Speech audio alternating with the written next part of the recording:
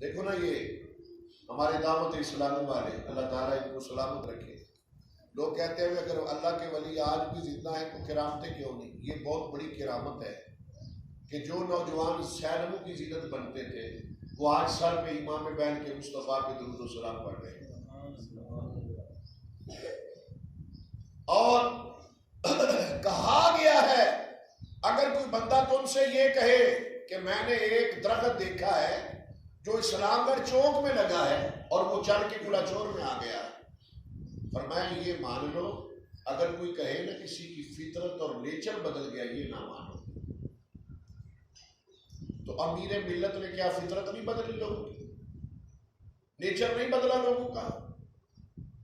کہ جو نوجوان ہر وقت کتے لڑانے میں شامل رہتے تھے، گھوڑے دوڑانے میں شامل رہتے تھے، جو ہر وقت کنجر خانے میں رہتے تھے، آج وہ چہروں پہ سنتیں سجا کے، سر پہ امامہ پہن کے مصطفیٰ کے غلاموں کی صف میں مبلغین کا کردار ادا کر رہے ہیں۔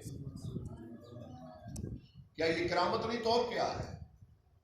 اس سے بڑی کرامت کیا ہو سکتی ہے؟